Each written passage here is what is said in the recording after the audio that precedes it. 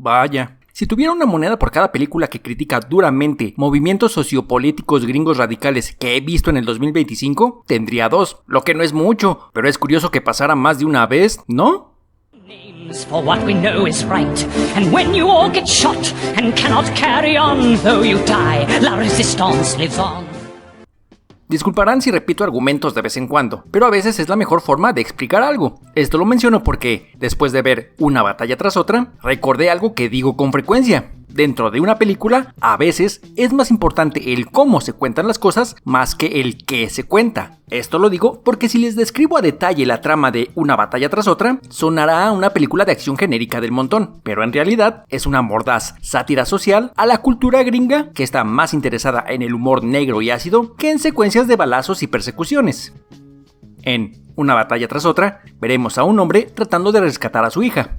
Durante su juventud, Pat Calhoun y Pérfida Beverly Hills fueron miembros de un violento grupo revolucionario en Estados Unidos. Después de tener una hija juntos, Pat y Pérfida dejan sus días de lucha atrás. Sin embargo, Pat se ve forzado a regresar a la acción cuando su hija Charlene comienza a ser perseguida por el coronel Lockjaw, un militar que estuvo en conflicto con el grupo revolucionario en el pasado y que ahora tiene nuevos motivos para ir tras los miembros del grupo.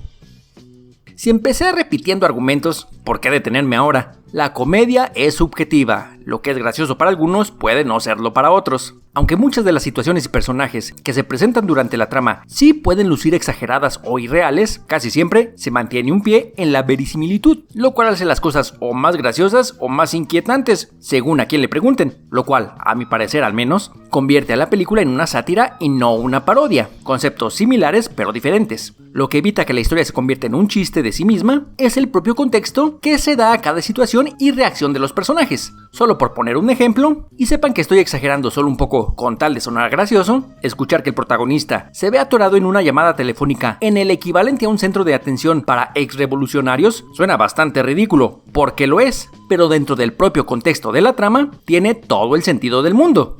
Aunque seguimos de cerca al personaje de DiCaprio, aun cuando tiene un trasfondo típico de héroe de acción, la caracterización del personaje es mucho más aterrizada. No sabría decir si realista es la palabra correcta, pero definitivamente sí es una visión más creíble. Curiosamente, el protagonista se siente más como una pieza de entre tantas dentro de la trama, una figura que se ve arrastrada por los hechos a su alrededor, y más que luchar contra la corriente, está intentando no ahogarse en ella. Podrá sonar un poco decepcionante y contradictorio, pero muchas veces se siente que los detalles más interesantes de la trama se quedan en el fondo, mientras que DiCaprio está más interesado en encontrar dónde cargar su arcaico celular, lo cual termina siendo bastante gracioso, por lo menos para mí. No voy a decir nada sobre su actuación, porque es Leonardo DiCaprio. Obviamente es excelente.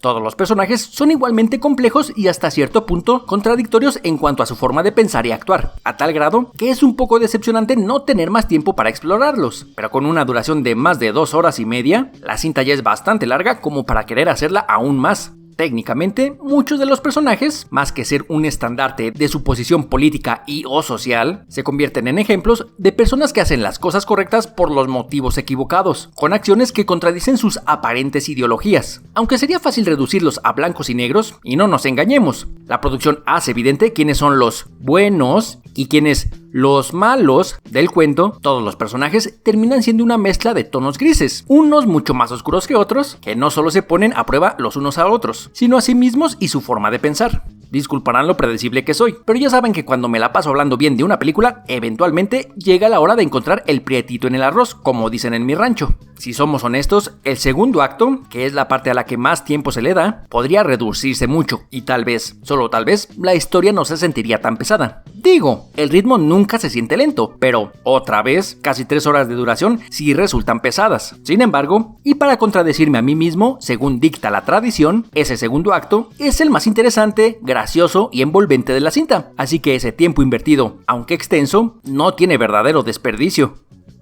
Mi única reserva para recomendar Una batalla tras otra viene del hecho de que, quizá por necesidad, mucho de su material promocional la pinta como una película de acción, elemento que sí tiene aquí y allá, sobre todo durante el desenlace, pero que difícilmente es lo más relevante o interesante del filme.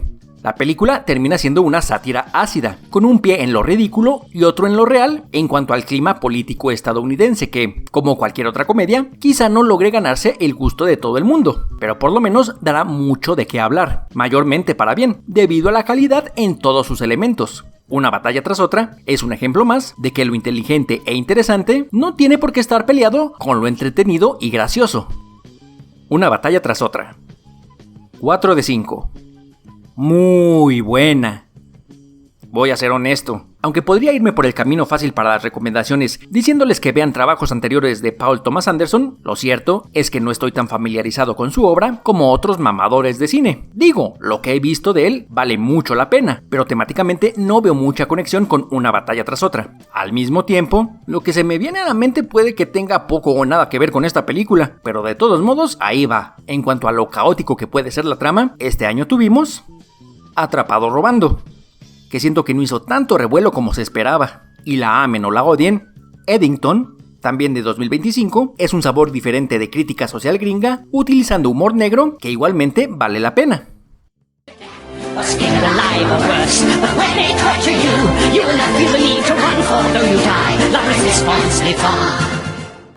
Yo caí. La Resistance triunfó.